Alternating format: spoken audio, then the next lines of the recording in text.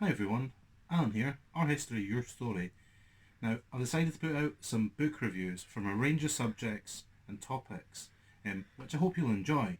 Today's book is Cracking the Freemasons Code, and it's by Robert L.D. Cooper. Now, Cooper is a world authority on Freemasonry. See, it even says so here. The author is featured prominently in a number of documentaries about Freemasonry, and to be honest, if you've seen a documentary about Freemasonry, you've probably seen him. He's actually the curator for the Grand Lodge of Scotland. Now, he states in the book that Freemasonry originated from here in Scotland. The book starts with the stonemasons of medieval times, and it progresses through to the father of modern Freemasonry, William Shaw.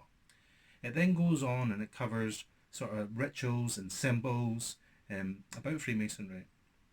And then it progresses to the Free Gardeners. Now he uses the Free Gardeners to sort of highlight all the claims that he's made in the book. The great thing about this book is that it's accessible. It's 233 pages.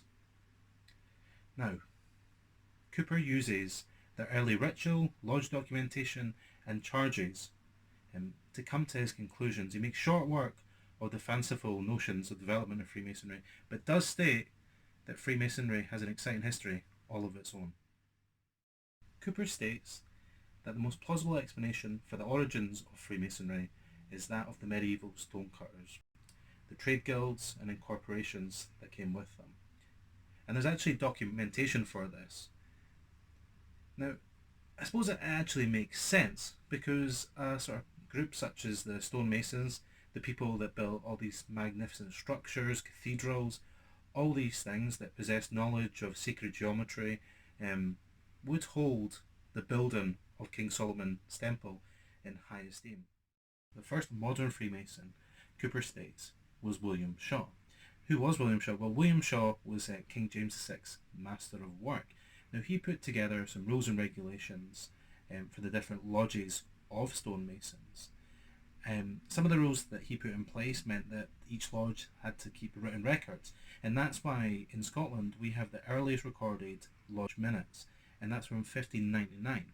Now, the changes and rules that Shaw put into place eventually led to the formation of Freemasonry as we know it today.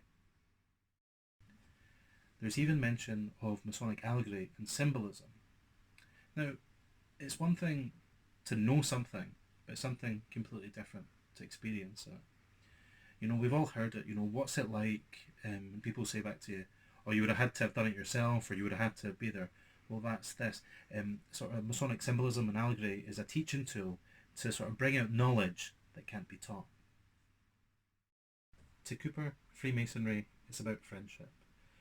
But not just to your Masonic associates. It's about going out into the world, trying to be a better man, and trying to do as much good to the people in the world that you can. He also goes on to say that, the Masonic code is sort of one of discovery, and it's kind of different for each individual person who goes through it. But the book itself, Cracking the Freemasons Code, is well worth a read, and I highly recommend that you grab yourself a copy. And should you want to, there's a link in the description, so just click on that, and that will take you right to where you need to go. This has been our first book review, so please let us know kind of what you think. I'd love to hear your thoughts. Anyway, this has been Our History, Your Story. I've been Alan, and this has been Cracking the Freemasons Code, our first book review. Please remember to like and subscribe, join us on Facebook, Instagram and Twitter, and I'll see you next time.